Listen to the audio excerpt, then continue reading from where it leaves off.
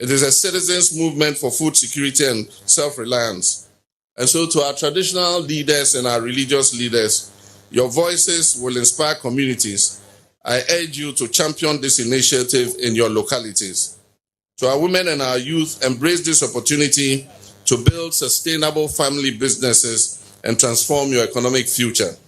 To our development partners, we sincerely appreciate your enduring partnership and invite you to align your support with this national vision. And to our private sector actors, invest boldly in hatcheries, feed mills, cold chain systems, and processing plants.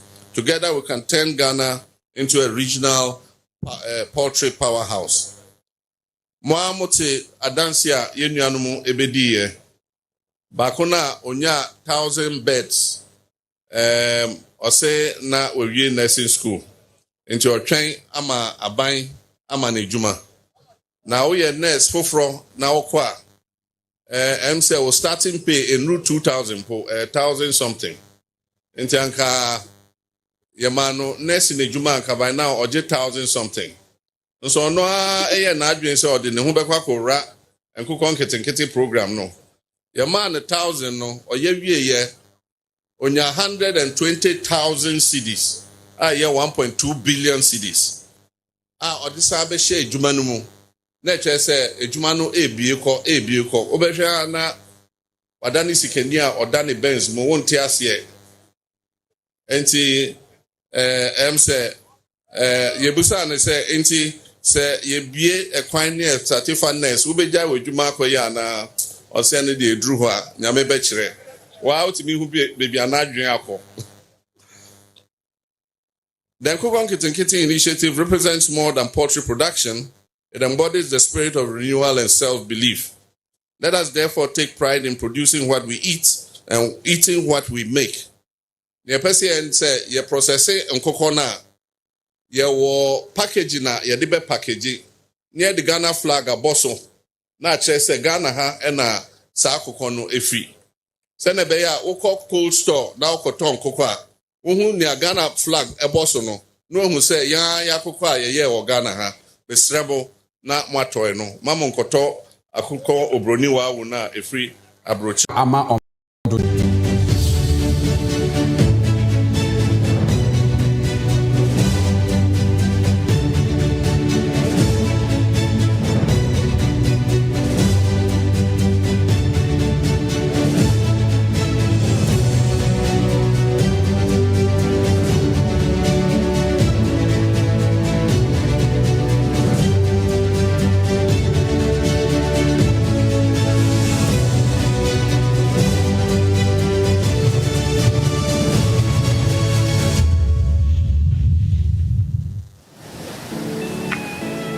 From the heart of Ghana comes elegance that endures.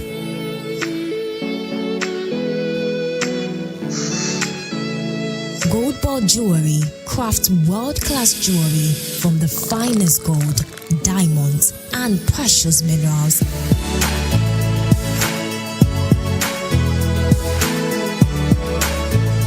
Gold ball jewelry designed to celebrate your milestones.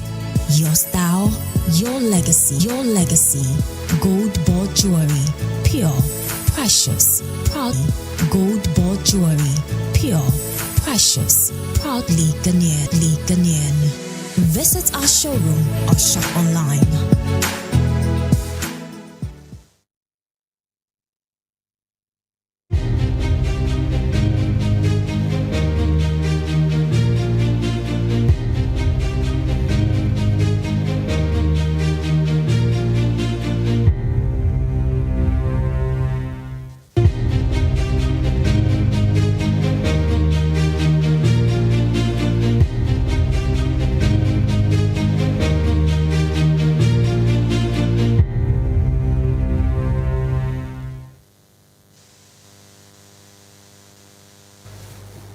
Yo anuanom ne adofo ye koya ya saba bieu na ofa dru so no eye NDC and U ye ka NDC and U dia na ye enhyehyɛ ye pa NDC aban a yewura John Dramani Mahama aban ne wo ede magana fo na oba ye enhyehyɛ a waye a aboa ma oman na gina yie ne no ne ye de ebremu nene asɛmti a ɛda NDC and you ne so from vision to action. How the Mahama-led NDC government has changed Ghana's economic paradigm in 11 months. Not just say wudi ade free eniswade hunu eba na waye ama asesa nipa hyebre nhyehyɛ ya yewura John Dramani Mahama aye no bosome dubaako yi mu a asesa oman yi sikasɛm hyebre no eno nenne yɛde ebremu na ebra yewura John Dramani Mahama ebo ntoa ede apre tumi no na se ede se yewura atofo na se ede se yewura atofo sennom no omo aye wo man yi sikasɛm a ewo se yehu eye economy a yewura John Dramani Mahama 2016 ofri aban mu no odi ja yewura Baumia ene Nanado Dankwa Akufo-Addo na yewia ya sa hwe eye economy a Nanado Dankwa Akufo-Addo ene yewura Baumia di ja yewura Mahama ye sa amfato ho no a eno na bema yehunu the level of economic mess a yewura John Dramani Mahama inherited from the Akufo-Addo Baumia administration. And yanom se mo bekaya ye se emfato ho nti na ama president ni ewra ho nti ye se mo de yenim se mo nim dada ba ye kaka ye ho a eno ena ebebo ama ensem no ayaka na yate ase ye ebra yewra John Dramani Mahama e free aban mu 2017 a na MPP force economy na tete apansam ye no hwe a enye ye no na oman ni nyina ye ka ye de for the past 60 years no na ye 120 billion na wo hwe na ye debt to GDP ratio no na ye 55.6%. as kire ne say e ka ye wura John Dramani Mahama efri aban mu na ye de no o cha oman yi ye japade nyina o de 55.6% ne betua na ebe ye 54% de yetimi de bo oman ne ho bra na ewiase sikasam nhyehyeye mu nimdefo ese economy ni gina ne na so nti na o ma rate ye economy no B- eye Standard & Poor's ene Fitch mo no o ma rate economy ni say eye B-. mesra mo hye we so ma me ye wia ye de betoto de yewura Akufo-Addo ne Baumia edija yewura Mahama eye budget deficit na ye 6.1 ye ka budget deficit a afi bia ye budget enhyehyeye ye sika no ye diburo so wahamu enchichemu nsia na ye chiripo baako inflation yewura Mahama efri aban mu no na ye 15%. na growth in the industrial sector ye kan fi the nyuma enhyehyeye no enyini by 4.3%. manufacturing sector enyini by 7.9%. construction sector enyini by 8.4%. unemployment rate na 8.4. yewura Mahama record in 2016 no enu free ho a yewura Mahama eja foto ahodo nan a na sika wom e de hye yewura Nanado ene Dr. Baumiansa sa omofa mo oman ne ho bra foto edi kan ye frɛ no Ghana Infrastructure Investment Fund sika ewom na ye $270 million yewura Mahama edija yewura Akufo-Addo ene Baumia sinking fund eya foto aya ba to ho say sika bia ye benya bia no sansa ahohene nti ne eja mowre no ye mfa bi nkotum na bosia dodo no aya bo no se so say ye betua ye bia kotua no yewura Mahama eja $500 million wom eya stabilization fund eya ye fund go sika no ye bumu abu penny ensa ye wo fan ye frɛ no annual budget funding amount no de ye de boy ho brane ena ye wo bi nso a ye de akosie da hiada yewura Mahama eja $300 million woman no na stabilization fund ena koko 2016 yewura Mahama efri aban mu no koko a ye kwaje hu sika e wo wiase adwaman so no na ye 750,000 metric tons afedi kwa wiye no na yewura Mahama nhyehyɛ ye panti yati koko 966,000 metric tons 750,000 metric tons 966 metric tons. The difference na hu sika na ye $400 million. Yewura Mahama di say sika nyina eja Nanado ne Baumia. We kura no mo se wanya hwe no. Ebia fango abura anase abura yenya fango wo mu no yewura mahama e de abura ne mienu be ye dai e be kan ho a e ma fango ade bia na yetu no efri ankure maako eye 60,000 eko 200,000 and hu sika ebedi na nado ene Dr. Bawumia oni nyina mo se yewura mahama anye hwe eye esan ehyehyɛ ye pa yewura mahama eye ye nti no eye wiase nyina ye IMF ne World Bank a project ye say by 2017 no Ghana ye economy no ebe grow by 7.6 ampani MPP ba ye no na yewura mahama esan se wa ye hyehyɛ ye panti no saa nso ene koye ye anuanom afei mo hwɛ na nado ne Dr. Bawumia enhyehyɛ ye pa yewura mahama ye di gya omo emfie nwɔtwe no omo kɔ mo hwɛ de omo nso edigya yewura mahama ene ye maame Professor Nana Jane Opoku Agyeman public debt yewura mahama abreso na eye 120 billion no na nado konfie nwɔtwe no na akoduru 742 billion representing 104% of GDP na chese yewura mahama eka odigya no na nado abosa times be 7 na de aka ho ndu hwe ye GDP a na woton ma ye japade nyina Saudi kotua ye ho aka enso ade se ye sa akopɛ wahamu nchichemu 9 eye de eka ho yewura mahama ekɔ no a ogya ye credit rating B- no na nado de ye kɔ jan chese eye class ne ye wo a na exams ne kɔ ye ya ne a report budget deficit a yewura mahama jaye 6% no na nado ne Dr. Bawumia ko omuja ye 13.1%. Inflation a yewura mahama jaye 15% no na nado ko ojaye 23%. Unemployment a yewura mahama jaye 8.4% no na nado ene Dr. Bawumia ko omuja ye 15%. Lending and interest rate na nado eko 35%, but nenshran kanyame yewura mahama ene yewura atoforsen etimi dia ba 16%. Industrial sector growth for yewura mahama time na ye be 4% no na nado time eko -2%.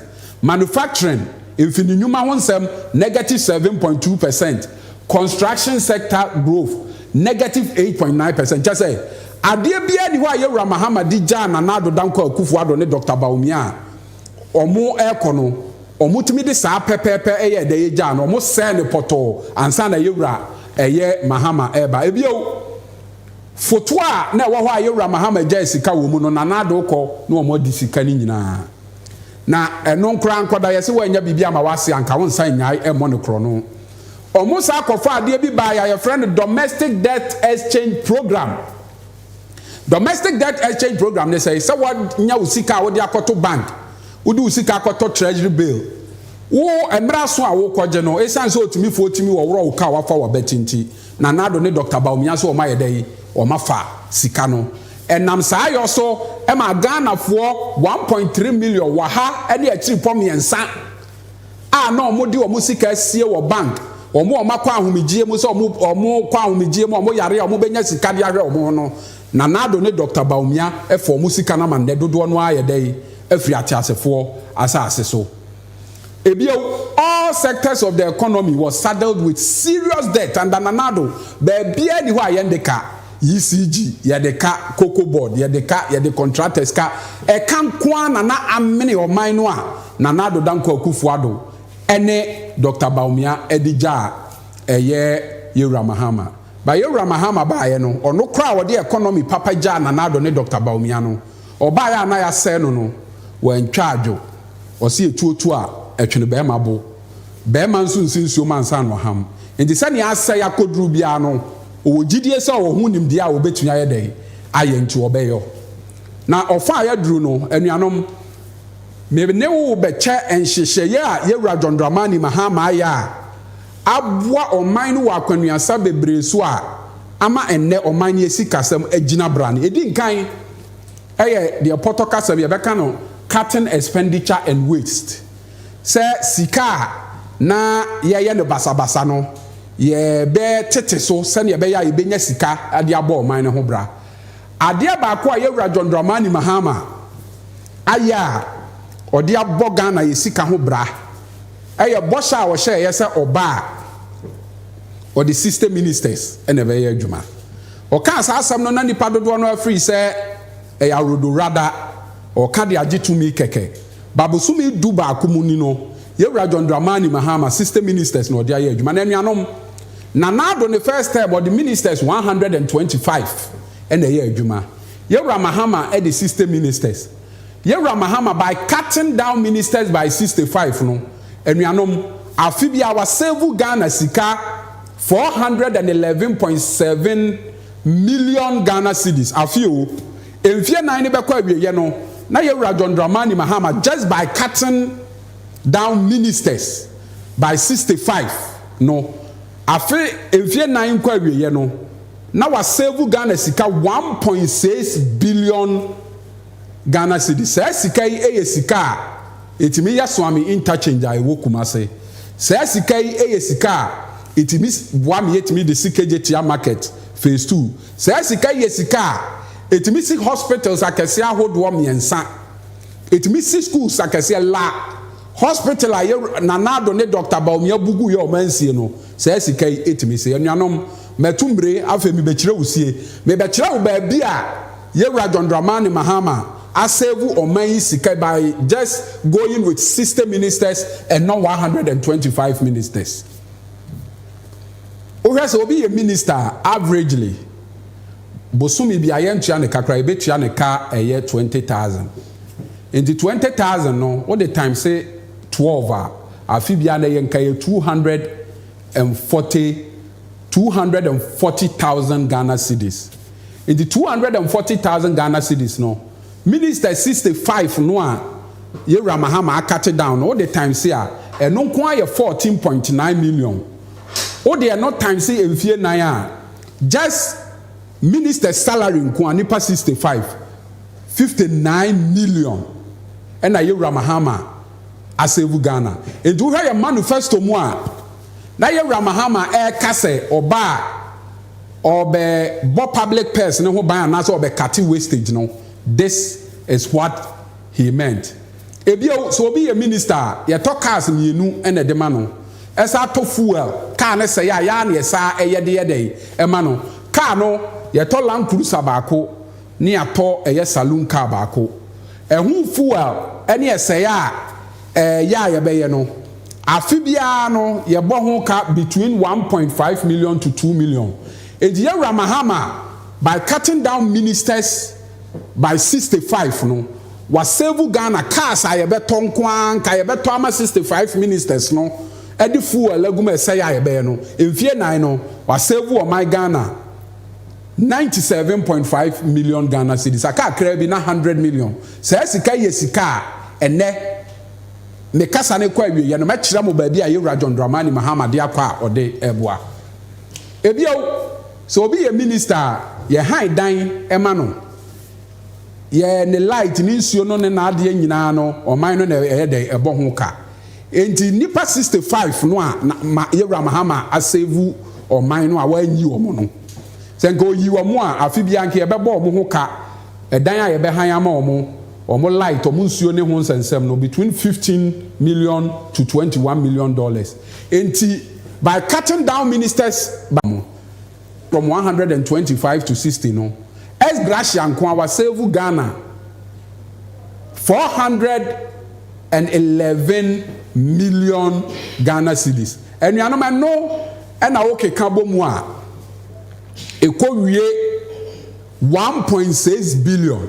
Enti yewura Mahama bra obọ nto a oso obe protect public purse no na ye no kretro do. Saa de ya wo ye yi enye sebe ehwehwanimu bi no ye anasa NDC nipa nimu a enka be ye ombetim ya di minister afi kra na nka yenya MPs bebre more than 185 anka was appointed ministers bebre but esan yewura John Dramani Mahama o my Ghana ho do wo nimu na oye no kwafo na on pese odi nsuo be gina nanum akasante o se ba bia de me ka kire Ghana fo mo de to abama me no ehwa na me gina na sane me kan ye no me kasa na ekwa wie ya metira mo ba bia sa sika no ayewura Mahama save by cutting down ministers by 65 no baabi a odi sika na kɔhya ɔman no enya ho mfasoɔ anuanom adeɛ baako a yewura mahama ɛne yewura ato force no masaye a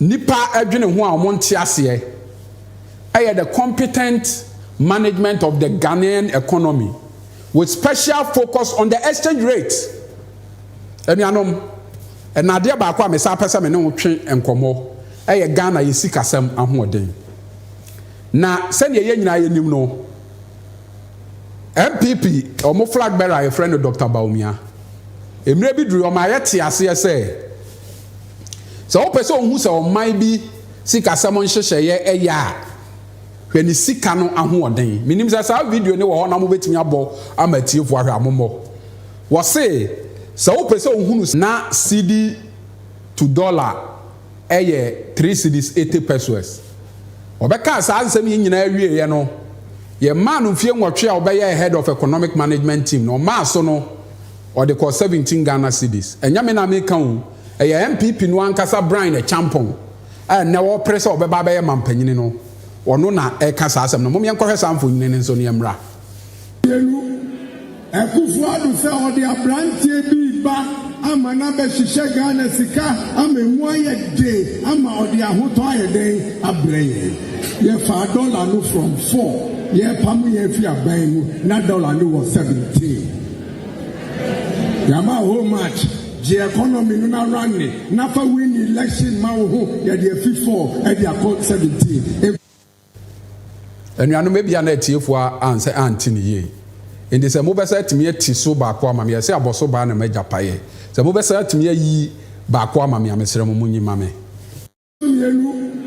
ɛkufu adu sɛ ɔde abranteɛ bi ba ama na bɛhyehyɛ Ghana sika ama emu ayɛ de ama ɔde ahotɔ ayɛ den abrɛ yɛn yɛfa dollar no from 4 yɛpam yɛn fi aban mu na dollar no wɔ 17 yama how much the economy no na run ne na fa win election ma wo ho yɛde afi 4 ɛde akɔ 17 yɛsɛ obi nsi trodo mmatoa yɛwura Brian Champon ɔsɛ Dr. Baumia bɛfa dollar no 4 cedis ɔmo fira ban mu no na yɛ 17 Ghana cedis na ɔmo de sika ne kɔ 17 Ghana cedis a Ghana adwumayɛfo adwuma egu a yesu edi twa adwadwo no ɛna Dr. Baumia no akasa maafo ɛfrɛ ne miracles aboagye ba abɔnten ka sɛ mo de ma mo nye diala 17 cedis ne kora de Dr. Baumia de ama matufo boɔ nanka NDC a yewura John Mahama kora ne wɔ hɔ a ɛnɛ nka mo antɔ dollar kora no mo bɛtɔ no 25 cedis ana 30 cedis ebia na obi akasa asɛm America no kuro bia ne mo yankɔhwɛ no nso ne yɛmra. Miracles. What do you say now with the dollar at 14.2? I'm very sure that if in August 4, 2014, the dollar was growing that fast, if the same managers were here today, we'll be buying dollar at 25 cents. Really? Miracles. What do you say now with the dollar at 14.2? I'm very sure that if in August 4, 2014, the dollar was growing that fast, if the same managers were here today, we'll be buying dollar at 25 cents. Really? And you know, me atin some mo krom happen you. Mo be fa dollar 4 cedis. And I'm de drew 14 at the time. And I can say, and young come on money ye di ye. Na nay, I dear mother found the 4 cedis, I call 14 cedis. Mon pass and papa bin country Ghana for. Was say Ghana ye 3 crown a ye Dr. Baumia crowd or the Amaya to 4 born and can DC for no wa. And Cadol and ye betono a year 25 cedis. And then Shran Kenya me. Ena Ghana foko to abama NDC. Ghana foko to aba edema NDC no. Adia Ghana ni bia nsusu se ebetimi esi wo Ghana ha. Adia efri se Ghana yenya afa ahode yesika sam obi nsi da no. Ti kese eda so da ye wi adwe ye wura John Dramani Mahama. Ene Ghana sika sam nhihye ye mu nyansabo akwa ye wura ato force no mama bi esi ne. Ene Ghana brebia na dollar achi sidi ato ho ebo no ene for bosumi du baako no yenso sidi no atimi achi dollar no ayedai abro no pampia masese dollar Dr. Baumia ene nanado edi ja 17 cedis no ene yewra ato forcing abua ama ne dollar no ene nam 11 cedis. Na dollar enkofo ya almost say NDC na wo anka dollar bedru 25 cedis no. NDC ba ya dollar no akọ 11 cedis no. MPP for na say twom ho ahwe. Dollar no a aba from no enye NDC for ne wonim die bia o. Nebo maye nanado danko akufuado ne Dr. Baumia 8 years. Omo hihya ye pa omo ye no ena ama dollar no eba from ebia na obi akasa meboa. MP for we jagbawi. Mumien ko tie no asem o kan wo mrache bedwam. Since the inception of the city should be commended. Nanado Dankwa Akufo-Addo, who has been the president of the Republic of Ghana for 8 years, is a major contributor of the stability of the city. Since the inception of the city should be commended.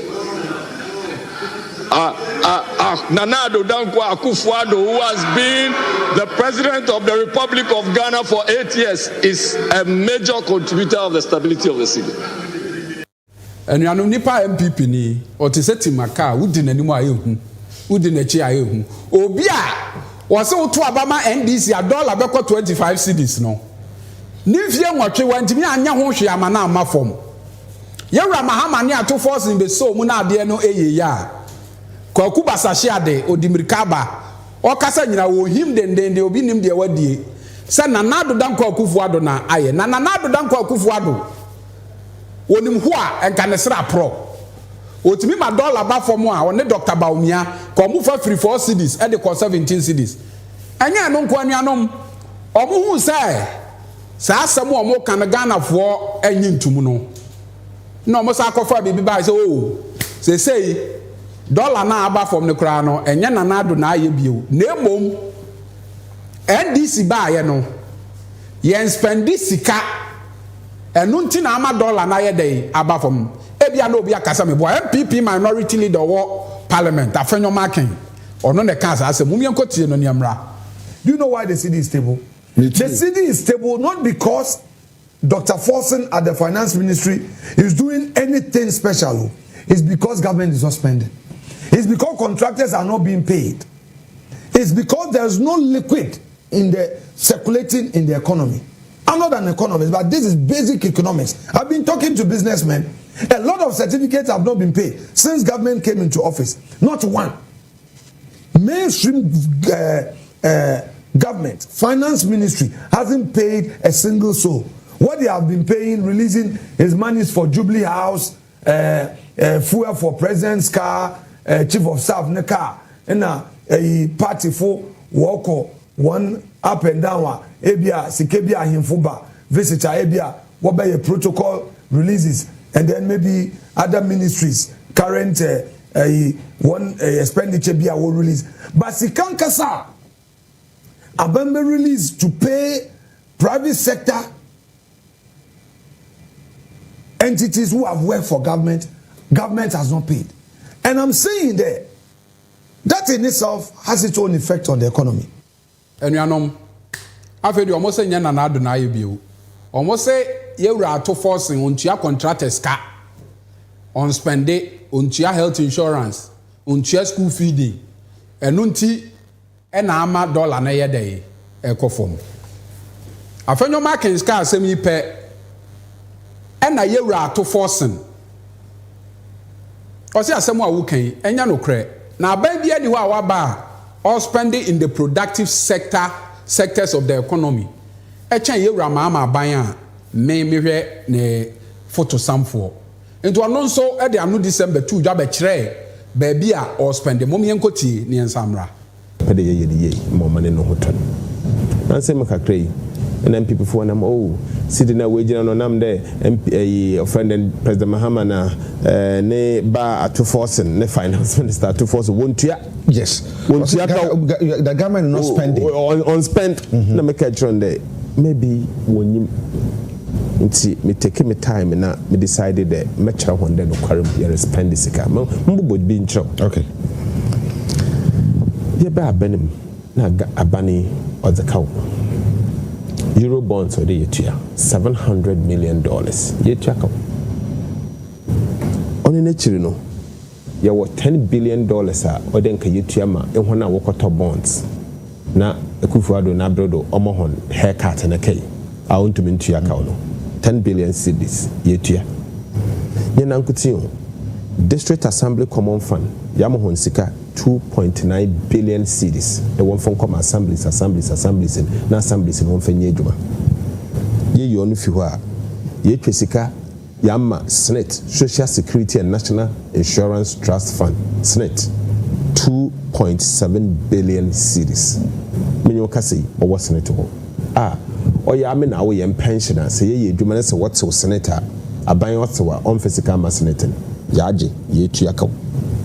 Ye wie no so yama Ministry of Energy na other energy sectors no sika 9.1 billion cedis a we tum waboa ma yene nkanye we ginado e wo de nkanye na we ginado na say ye wie ya pesika 5 billion Ghana cedis ya dama ye de tua contractors bia or de ye tua honka 5 billion cedis aye road contractors even the you validate ni na some of them are validate we no ye tua bi 5 billion cedis new road contractors across the country only nature no yama get fund Ghana Education Trust Fund nkotin 4.6 billion Ghana cedis ya sanso yama 1 billion Ghana cedis ayeda aboa free secondary education onso wetumu akodo yama 4.6 billion Ghana cedis ama the National Health Insurance Scheme sikeda mo in the one fanye adwuma dem 4.6 yede mo honi